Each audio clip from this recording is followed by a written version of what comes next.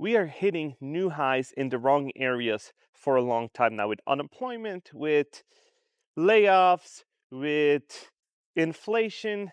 Everything is hitting new highs. And I've asked you guys yesterday, hey, what are you feeling the most? And this is what you guys responded. And now we're seeing that, hey, 2025 is the year of the pink slip. And we're seeing even more and more layoffs slowly come in. Here we go. Procter Gamble says it will cut 7,000 jobs over the next 2 years. What does Procter Gamble do? They make Tide Pods, Bounty paper, and Pampers diapers. So you see that these are almost necessities for Americans, and now they're starting to cut jobs. They're not cutting jobs in manufacturing. No, they're probably cutting white-collar office jobs. And now we have a bill in Congress that is going to make 11 million Americans lose your health insurance. So when you lose your job, you're going to have some options when you lose your job. And that is, you can go enroll into COBRA. COBRA is a coverage that can last up to 18 months or 36 months in circumstances. The cost of COBRA premium can range from $400 to $700 per month, or even higher for family coverage, plus a 2% administration fee. So this is an option for you if you're gonna lose your job and you're like, I just can't figure something out, and insurance is too expensive on the open market, so you can enroll into COBRA. So if you have a better idea of what to do when you're going to lose your health insurance from a job or something, post it in the comments below and I will pin it. But here is a little snapshot when you should do COBRA. If you have an ongoing medical needs, you don't have another plan lined up and you want to avoid gap in coverage, you're within 60 days of a job loss, you have 60 days to elect COBRA after receiving your notice. You want re-elective coverage. When is it not the right time to do COBRA? If you might ask if you want to skip COBRA, if your health plan gets cheaper through the ACA marketplace, if you start a new jobs within soon, and if you qualify for Medicaid or your spouse's plan. So this is how you can say, hey, I'm gonna do that and we're gonna just not lose our health insurance. So how are we gonna lose these 11 million people through this plan that they're proposing right now? A total about 7.8 million individuals are projected to lose coverage due to changes in Medicaid. So Medicaid is when you don't make enough. And then they say, hey, we give you health insurance that way, and they're going to get rid of that.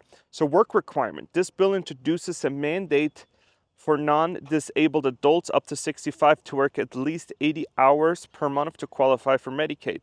This change alone could result into 5.2 million losing coverage. State-funded programs. Approximately 1.4 undocumented immigrants receiving coverage through state-funded programs will be excluded under the new plan. So as you see, it is not looking good. A lot of people that have disabilities or something else will say, hey, we're going to drop you because it's too expensive and the federal government can't keep paying for it. We're in so much debt. We're paying so much towards interest that we just can't do it.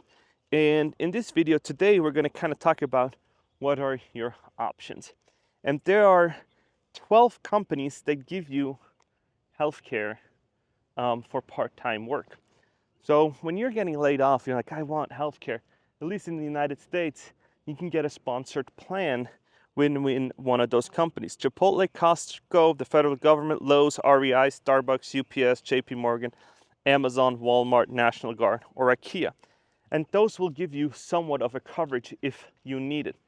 And normally how it works is, normally what I see in the job field, how this goes is people get their pink slip handed to them. It hits them out of nowhere because most people are not obvious that, hey, my company has been doing bad. We haven't seen anything, because when you're a leader, you still need to keep the morale up and you don't want your employees to feel like, oh my gosh, we're actually not doing great. So they'll fed you something, say, hey, we're going to do this new project, or we're pivoting, all hands on deck meetings and stuff like that. And so when you then are going to get your pink slip handed to you, most people then say, let me go onto LinkedIn and start rage baiting LinkedIn and just profile, let's do it all, and let's just go on LinkedIn and let me respond to recruiters that have been not been posting or have been messaging you for 5 years, and you haven't responded because you haven't even logged in. So they messaged you 5 years ago. Now you're like, I'm ready for the interview. Still opportunity, still open. Hey, let me send you a follow-up. Hey, still follow-up. That's like, it's too late for that. If they messaged you a year or two ago and you haven't been online, you don't need to be messaging those people. Those opportunities passed. You were not active, and so don't even worry about it. And it is now time for you to do better going forward. LinkedIn is not an insurance plan. LinkedIn is not a plan where it's like, oh my gosh, I'm gonna start, let me just, whenever times get tough, I jump on LinkedIn and do something. No, LinkedIn is a 15-minute type of day thing where you go on, you respond to a few comments, to posts, maybe you make your own, and you have conversation with fellow peers in your industry to keep on trends, to say, hey, are these conventions, these are the tools I'm seeing in my field. Is AI gonna do something? Write an article or something that you see. It's a 15-minute type of day affair. It's not something that you do for only when you get laid off and then you bombard LinkedIn and then you say, I'm gonna give bounties to somebody that gets me hired from $20,000 and stuff like that. I've seen it all. And this is not what it's meant to do. It is like, hey, you go on it, and I think the best time to do it is 9 a.m. East Coast time, so that is 6 a.m. West Coast time. So you do stuff like that, and you start interacting, you start contributing, you start doing stuff on LinkedIn, like, hey, blah, blah, blah, only positivity. And then you're like, I can't do it. Then you go on Indeed, and then you get frustrated, and then you're like, oh, let me just go the different route, and then 3-4 months later down the road, you're gonna say, oh, this isn't working, and then you're gonna go and hire somebody to help you do it, or you go the AI apply route and just kind of do some crazy stuff. And what I'm telling you is, this is all avoidable if you start doing it today. Even if you have a job, start contributing in a positive way, start going to conventions, start investing a little bit of time into your personal brand, your personal development, and your company's future. So try to be involved in companies' projects that are crucial to the company's success. Try to be on projects that are high stakes, that have high visibility, that are crucial to not only the company but to you financially. Then what do I mean by that? I mean by that hey, if your company does something that is ordinary and you coded some of the parts to it, and then you know how this code works in and out, you kind of have a little upper hand because you know how the code works, you were a contributing factor to it, and that is one way how to have somewhat of job security. Now, if they scrap that project, it's a whole nother story. And a lot of people have been telling me about how that exactly happened. And now you're like, oh my gosh, now I need health insurance. And all of a sudden, the bills just keep racking up. Because when you watched the first slide I showed, one of the first one was like, hey, it's gonna cost you about $400 to $700. Now, let's do some math. $400 to $700, we'll take $700. You have another $700 car payment, that's $1,400. You have another $2,000 in housing, so you're about $3,400 without even eating food, doing anything, right? So $3,400 and you've made zero. Now you need LinkedIn Premium because you're like, let me go on to this and kind of keep the ball moving forward. It's another $100. As you see now, the bills are starting to stack up, and you haven't eaten, you haven't bought groceries, you haven't paid for internet, you haven't paid for the lights, something didn't break in your apartment or didn't do that, so it's starting to just keep going up and up and up. And every month that you're job searching will cost you about $6,000 to $7,000 because you need to tap into your savings, 401k, you need to do a whole bunch of moving money around and doing all that to keep it going. And once you do have that job, the debt you incurred, you need to pay off. And it might take you a year or 6-7 months to pay down the debt that you've accrued during that time to just kind of pay it off. And so it is way easier now to stop being lazy about being on LinkedIn. Hop on there and let's connect on it by It's easier for you to just kind of say, hey, let's go on there and contribute in a little positive way and make sure that, hey, when I do get laid off, I have connections, I have a network, I have events, I'm in groups that will help me do all kinds of stuff. So when you're looking at different countries around the world, I read somewhere that Chinese people are trying to find jobs on Tinder, on other places, because it is so saturated in the market. And so you got to be in these groups that are like, hey, coding groups or anything else that says, hey, I got a spot open, and let's get it through your network, because that's how 90% of the jobs are given in the US at least, where it's like, hey, and I've had videos before where I showed the sources, like, hey, most people get jobs through people that they know or their network, or they already have somebody that's like, hey, let's hire Jimmy, but Jimmy still needs to apply and we still need to list a job online. And then they post 8,000 people swarm the jobs, but they already got the person. And so then everybody's like, it's a ghost job listing. No, it wasn't. It was actually a real job listing. They just had to post it because of laws, regulation, policies, and they already had the person because that person networked, that person was really good at selling and selling themselves. And so this is just a wake-up call for you to be on social media and to start contributing in a positive way. Get your resume updated, start looking into it, and even if you have a stable job and you're like, oh, they can't let me go, they can't do this, there's always that possibility that it might happen. And you're rather just being out there and saying, hey, let me have some interactions, let me just have some conversations with people bef- before it's too late. And networking, what I'm learning, and this, I used to hate networking. I used to think, and I don't like the word networking because it's like so forced. And when I used to live in Switzerland, I thought, networking is for dummies.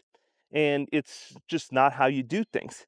And when you're fresh out of college, it is really not that much about networking.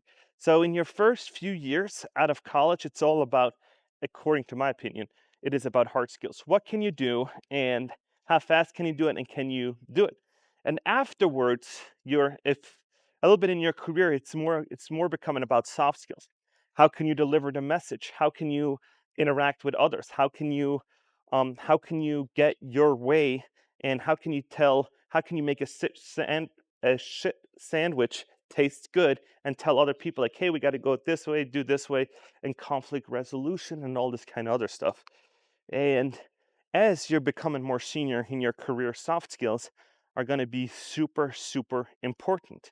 And there's always opportunities that are coming down the road.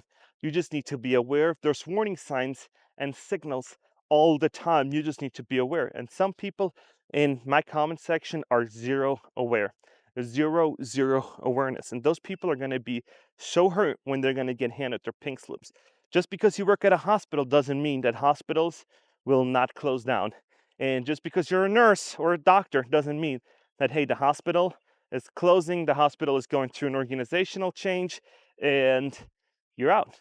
Doesn't mean that you can't find another job easier, but job security is just not there. And I'm telling you, it is just, you gotta be prepared. You gotta do it. And the worst thing that can happen if you start posting, is that people will say, hey, do you want to speak at my conference? And I'm gonna pay you some money to speak at a conference, because they're always looking for new speakers, new ideas, innovation. And if you're going to these conferences, I know people that make 10, 15, 20, $30,000 to and they get paid to fly out to Vegas to come speak to a conference and do it. But it starts with an initial putting yourself out there. And it can be with YouTube videos, it can be with short form videos, it can be with just starting to post on LinkedIn and just starting to contribute a little bit. And yeah, it is so brutal. When you lose health insurance and all of a sudden the bills start racking up, I now totally get why people finance their groceries for months or for weeks. Because as you saw in my little scenario, you gotta pay health insurance, car, then your registration's gonna be due, and all of a sudden you're like, oh my gosh, everything's just piling up at once. And somebody else said it in the comment section and said, these layoffs are always gonna happen right before rent is due. And that has something truly said. It's right there where credit card statement is due. You probably had a big expense like air conditioner went out, $2,000. My car registration, $1,000 due. And you have a $3,000-4,000 car repair. And then they say, you know what? It was nice meeting you, but we gotta depart ways. So as you see, it is really, really like the corporate Hunger Games. You gotta be doing the right things to make sure that, hey, my job search is going to be cut in half or even less. And if you take something away from this video, say, hey, don't be sitting on the sideline. Start contributing. Start making sure that, hey, I am actually making sure that, hey, when I do get laid off, I have opportunities. I got healthcare lined up or whatever else. And I did the research. I know how this works because this is just a small intro into the layoff world, but it's a reality for thousands of people every month. I think last month I had an article that said it's 100,000 people that got laid off last month. So it is in the US. So it is reality for 100,000 Americans that they've got to now look into like, hey, what are my healthcare options? What's COBRA? Because nobody in colleges teaches you that. Nobody in the world is like, hey, this is how you file your taxes. No, you got to figure that out by yourself. And in college, what they teach you is like, oh, this is what we're going to teach you. We're going to teach you how to do the, I don't even know. When the settlers came to the United States, you know, what they were eating and Tongan culture and hypothetical reverse, what is it? The reciprocal property of I, had to figure that one out, and everything else. But the key things in life, they haven't taught you. But how to network, how to make sure that you're never unemployed, how to make sure that you provide constant value to your employer, how to make sure that, hey, everything I'm doing is to keep my family fed, to keep the lights on. And yeah, let me know if I missed something. And do you agree with this? Do you not? Let me know in the comments below. And if you haven't, please like and subscribe. And yeah, I'm at Lone Mountain Park again. And yeah, let me know what you guys think. Are you ready? I have one more question for you before I let you go. Do you think it is better to prepare for it, or do you just want to get hit with the pink slip? Because a lot of people say, "Oh, I don't want to hear about it. I just rather get hit with the pink slip." So let me know. I'm also going to make a poll for the next one, so let's have some interactions, and I will feature some of the comments in the next one. Plus, these are my channel members. I really, really appreciate you guys. Thank you so much for supporting my channel. We're gonna do some cool things coming up yet. I just been slammed. I'll take you guys into some of the projects I've been doing. So thank you, and I'll see you guys in the next one.